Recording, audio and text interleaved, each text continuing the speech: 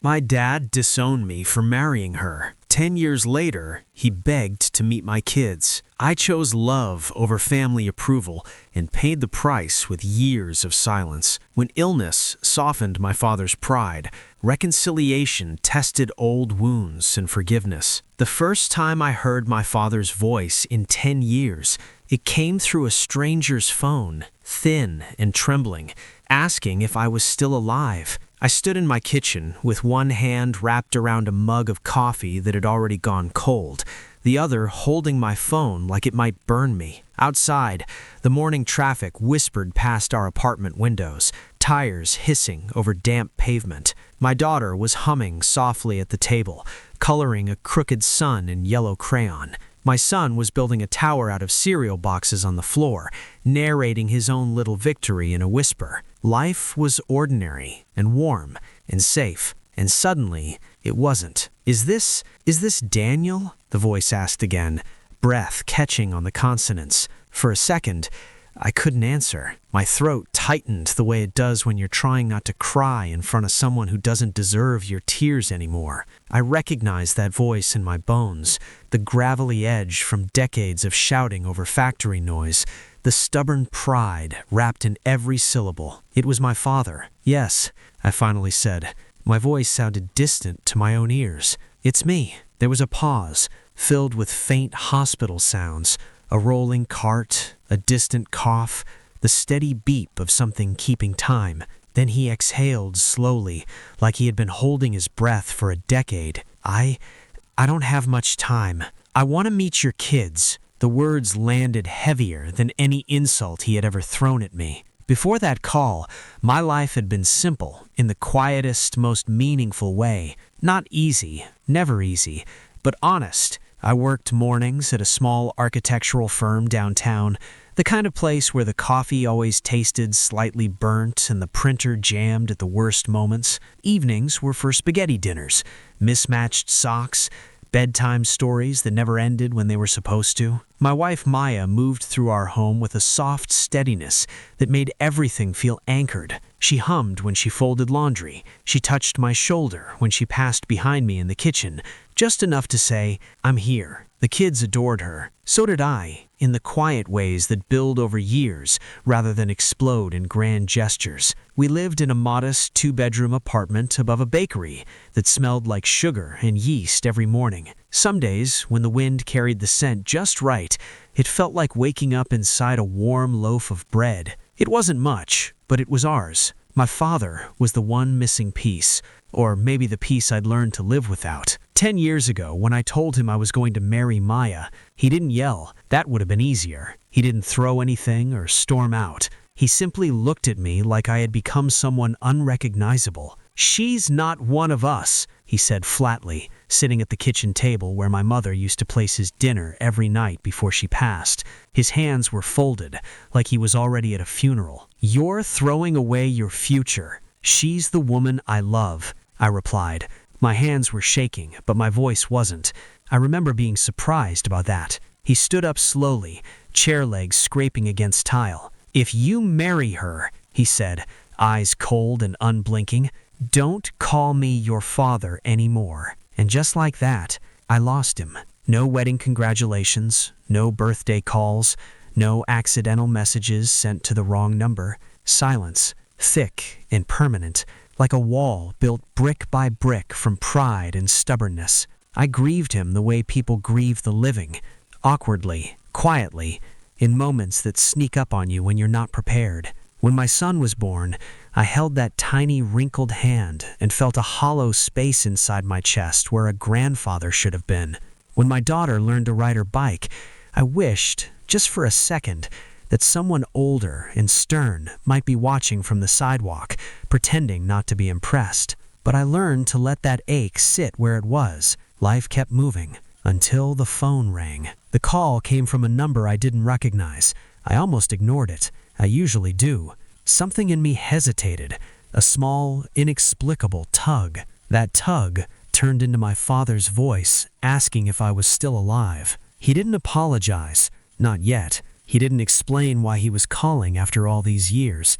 He only said he was sick, very sick, and that he wanted to meet the children he had pretended didn't exist. After I hung up, the kitchen felt strangely quiet. The hum of the refrigerator sounded louder. My coffee tasted bitter. Maya watched me carefully from across the room, reading my face the way she always could. "Who was that?" she asked gently. I opened my mouth and realized I didn't know how to answer without reopening a wound I'd spent 10 years learning to live with. "Someone from my past," I said, finally. But even as the words left my mouth, I knew the past was already walking back towards us. That night, after the kids were asleep and the apartment had settled into its familiar quiet, the distant clink of dishes from the bakery downstairs, the low hum of traffic drifting through the cracked bedroom window, I finally told Maya the truth. We sat on opposite ends of the couch, our knees touching without thinking about it. She held a mug of chamomile tea in both hands, breathing in the steam like a ritual. I traced the worn seam of a throw pillow with my thumb, stalling. "It was my dad," I said. She didn't react right away. Maya rarely did. She had a way of absorbing words slowly, letting them land properly before responding. Her eyes lifted to mine, steady and open. "Your dad," she repeated softly. "He's in the hospital. He says he's sick. He wants to meet the kids." The silence stretched. Somewhere in the building, someone laughed, a muffled, careless sound that felt strangely out of place. Maya took a small sip of tea. "How do you feel about that?" I wanted to say I didn't care. I wanted to say I'd moved on. But the truth was messier, tangled with old hurt and old longing. "I don't know," I admitted. "Part of me feels like a door I sealed shut just burst open without asking permission." She nodded slowly. "And the other part?" "The other part still remembers standing in his kitchen while he told me I wasn't his son anymore." Maya's fingers tightened slightly around her mug. Not in anger, in memory. She had lived the consequences of that moment too. The whispers at extended family gatherings, the cousins who suddenly stopped inviting us to holidays, the quiet judgment that followed us like a shadow for years. "Do you think he's calling because he's scared?" she asked. "Maybe, or maybe he just doesn't want to die with unfinished business." Maya set the mug down carefully on the coaster, aligning it just right like she always did when she was thinking hard. "Those aren't the same thing," she said gently. I knew she was right. Sleep didn't come easily that night. I lay awake listening to the rhythm of my children's breathing through the thin walls, the soft creak of the building settling. My mind kept drifting backward, to memories I hadn't visited in years. My father had been a rigid man, molded by long shifts and short tempers. He believed in rules that didn't bend. Families stuck together, he said, as long as everyone followed the same blueprint. He had wanted me to marry someone from our community, someone who fit neatly into the life he understood. Maya didn't fit that mold. She was warm, where he was hard, curious, where he was cautious. She laughed easily, spoke her mind, questioned traditions that felt arbitrary to her. To him, that made her dangerous. The first clue that something was shifting came 2 days later. I received another call, this time from a nurse. "Mr. Carter," she asked politely, "your dad listed you as your emergency contact. He's been asking about you non-stop today." Emergency contact. The phrase felt absurd after a decade of silence. "He told me you might be hesitant," she continued, lowering her voice slightly, "but he's not doing very well. The doctors think it would mean a lot to him." After I hung up, I sat at my desk at work staring at the blueprint in front of me without seeing it. Lines blurred together, measurements lost meaning. My coworker tapped my shoulder twice before I realized he was speaking to me. "You okay, man?" he asked. "Yeah," I lied automatically. "Just tired." But something inside me had begun to shift, not toward forgiveness, not yet, but toward curiosity, toward the unsettling realization that the man who once felt immovable might actually be fragile now. That evening, I found an old box in the back of our closet while searching for winter scarves. Inside were forgotten pieces of my past, a faded baseball glove, a cracked photo frame, a folded birthday card my father had given me when I was 17. The handwriting was unmistakable, blocky, Heavy pressure, no wasted flourishes. Proud of you, son. I sat on the bedroom floor longer than I meant to, tracing the ink with my finger like it might disappear if I didn't anchor it there. The next strange moment came the following weekend. We were at the park with the kids, leaves crunched under our shoes.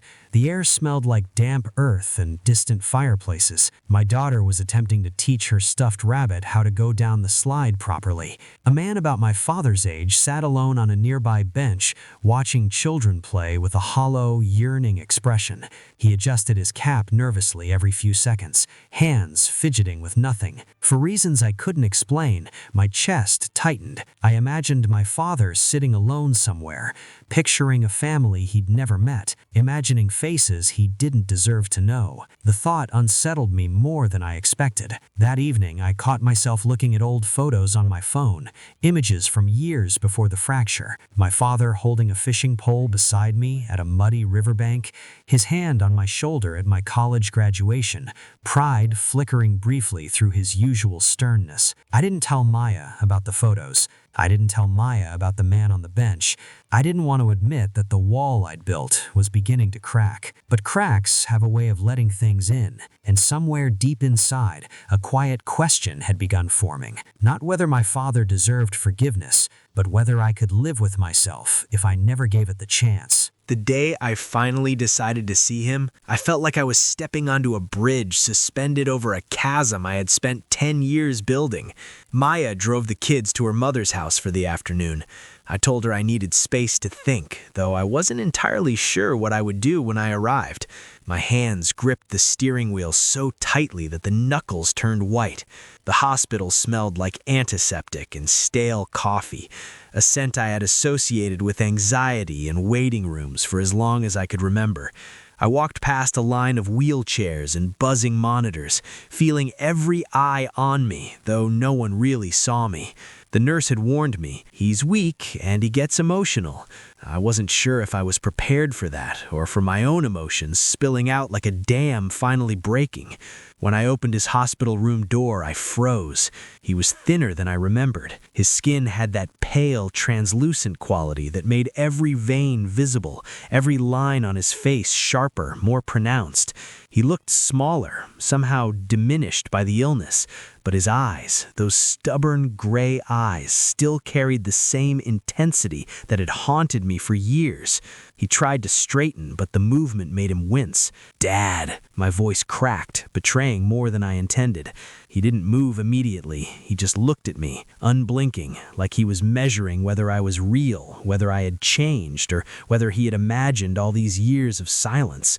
"You came," he said finally, and the words sounded fragile, like they could shatter.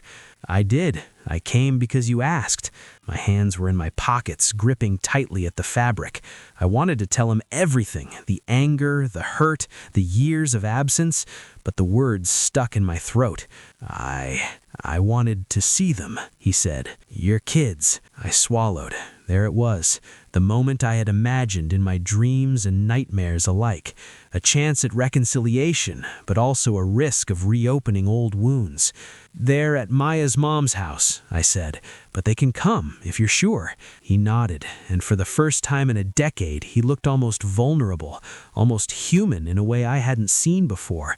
I called Maya, who agreed to bring the children, though I could hear the hesitation in her voice. "Just be careful," she said softly. "Remember, this is him, not the dad you wish he'd been." I watched him in silence as the minutes passed, feeling the room shrink around us. The beeping of the heart monitor, the hum of the overhead lights, the distant murmur of nurses became the soundtrack to an encounter I had imagined countless times, yet never truly prepared for. And then the door opened. My daughter ran in first, her curly hair bouncing, and she froze for a moment when she saw him. I could see the questions forming in her wide eyes. My son followed, dragging his little backpack along the floor, unsure of why he felt both nervous and excited. "Papa?" my daughter whispered. He blinked. The words seemed to catch him off guard. His voice, when it came, was low and tremulous. "Hello, little ones." There was a pause. awkward, almost fragile, like the room was holding its breath. Then slowly, he reached out a hand toward my daughter. She hesitated, but curiosity overcame caution, and she let him take her small hand in his. The touch was tentative, unsure, a handshake between two strangers pretending to know each other. My son climbed onto the edge of the bed, looking at him cautiously. "I'm your grandson," he said proudly, as if that fact alone could bridge a decade of absence. He laughed quietly, a sound I barely recognized. I suppose you are." His voice cracked, and he cleared his throat, looking away for a moment. I watched them. My father, so rigid, so prideful, so unyielding, was now reduced to a man trying to connect with children who barely knew him. And something inside me loosened. Not forgiveness yet, not entirely, but understanding, maybe even compassion. He asked questions haltingly. "Do you like school? What's your favorite food? Who's your teacher?" Each word was careful, deliberate, as if he were afraid of breaking something sacred. My kids answered politely, cautiously testing the waters. At one point, my daughter asked, "Do you like rabbits, Papa?" She held up her stuffed animal, and he looked at it, genuinely puzzled for a moment. Then he smiled, small and crooked. "I think I can like rabbits." It was such a simple human moment that it almost broke me. The walls between us, resentment, anger, years of absence, didn't disappear, but they became permeable, like ice starting to thaw in the first hint of spring sunlight. After an hour, they had to leave. My father sat back in the hospital bed, exhausted, his hand still hovering near where my daughter's had been. I didn't speak first, unsure what to say that would undo the fragile thread we had just begun to weave. I wanted to say," he began slowly, "I'm sorry for everything." I nodded, the lump in my throat making it impossible to speak. 10 years of silence, pride, and stubbornness had led us here, to this room, to this moment, fragile, trembling, and tentative. "Maybe we can try again," he whispered. I exhaled, long and steady, feeling the tension in my shoulders ease just slightly. "Maybe," I said. "We can try." And for the first time in a decade, I believed it might be possible. The next few weeks were strange, awkward, hopeful, and terrifying all at once. My father wasn't suddenly the man I had wished he'd been. He still had his stubborn streak, his sharp tongue, the way he could make silence feel like a punishment.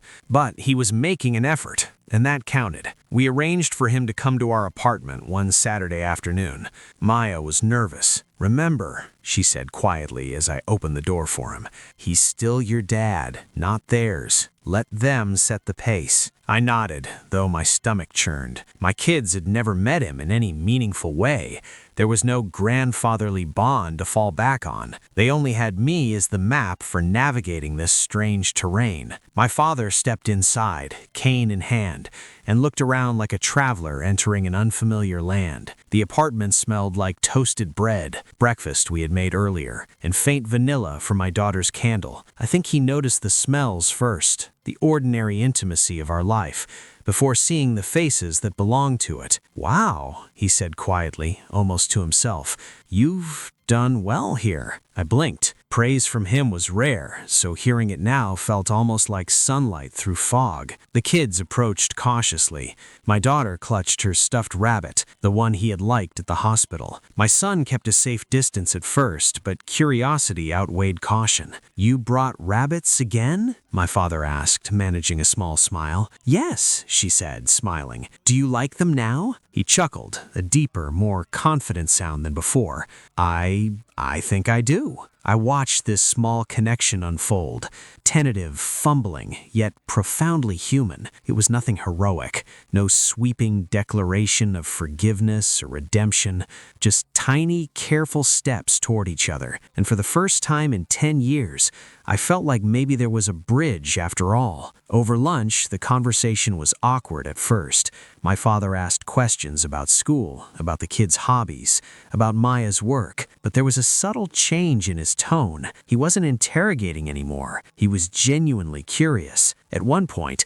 My son proudly showed him a drawing of a spaceship. My father examined it carefully. I used to love building models, he admitted. I never taught you, did I? No, I said softly. You didn't, but we can learn together now, if you want. He hesitated, then nodded, a slow, deliberate gesture. It was a start. As the afternoon wore on, the conversation shifted toward the past, not in blame, not in recrimination, but in cautious acknowledgement. I was wrong, he said quietly, about Maya, about everything. I let my pride get in the way. I thought I was protecting you, but all I did was push you away. I swallowed hard. 10 years of silence, of resentment, of imagining conversations I'd never have, all condensed into this fragile confession. I don't know if I can forgive everything, I said honestly, but I can start, and I want the kids to know you. That matters more than my pride now. He nodded,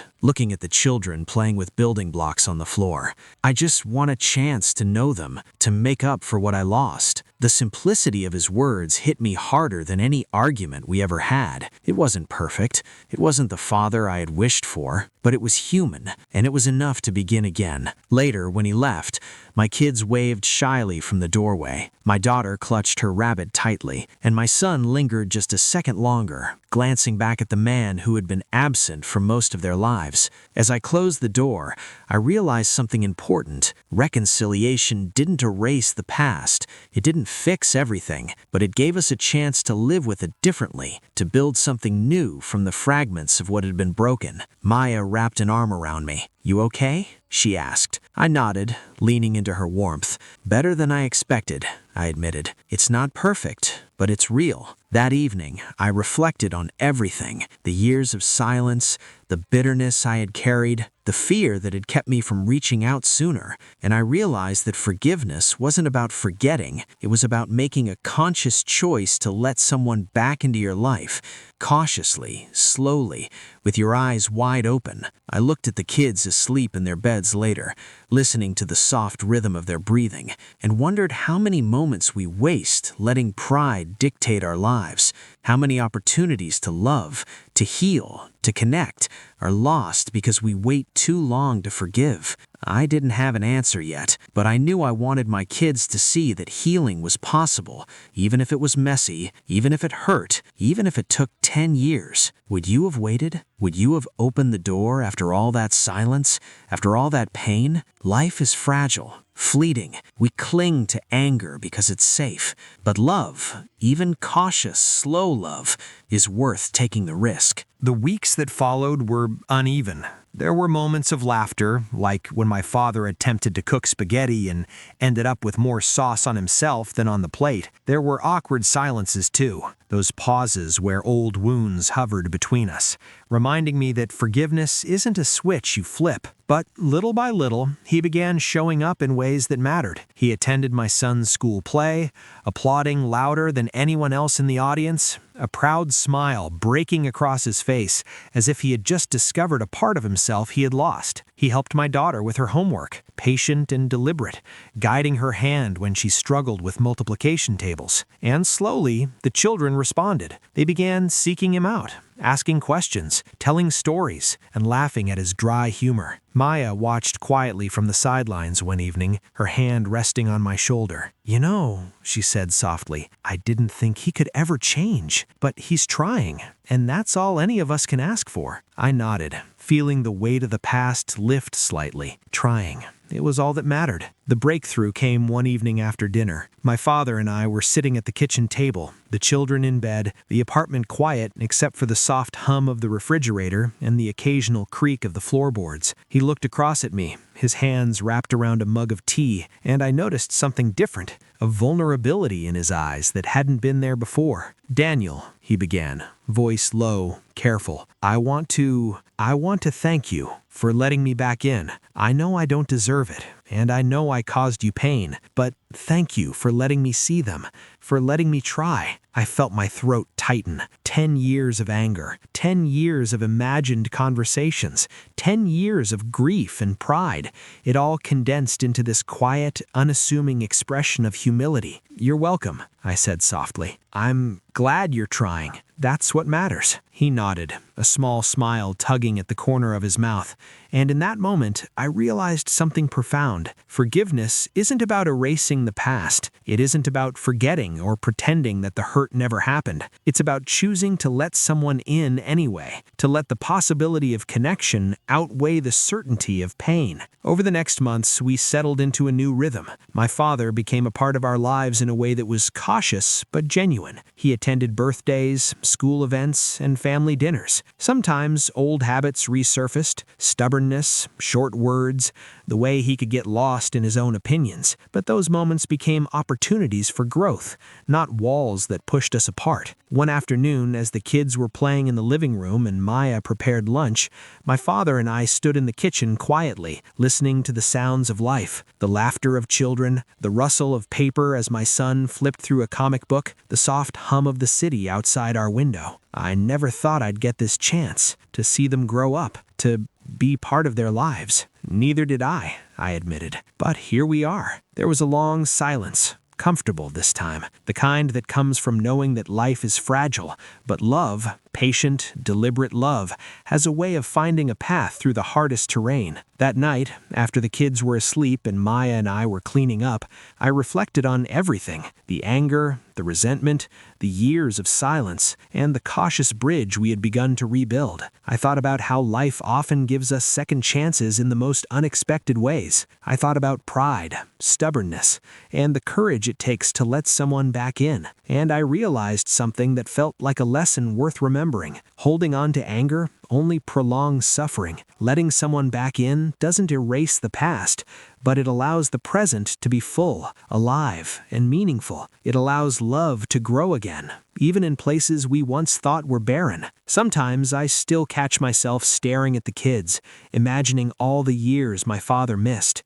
all the milestones he won't fully remember. But then I see him laughing with them, teaching them, learning from them, and I know that even a fractured relationship can find its way back to warmth. Would you have let him back in? Could you have forgiven after all that silence? Life doesn't wait for perfect people or perfect circumstances. It waits for courage, the courage to open a door, to take a risk, and to love, even when it's messy. And as I watched my father helping my daughter tie her shoelaces that evening, a small smile on his face, I realized that sometimes the people we think are gone forever are only waiting to come home. Would you have done what I did? Tell me in the comments. And if you've experienced a family rift, maybe it's time to take that small, brave step towards connection. Sometimes it's worth everything.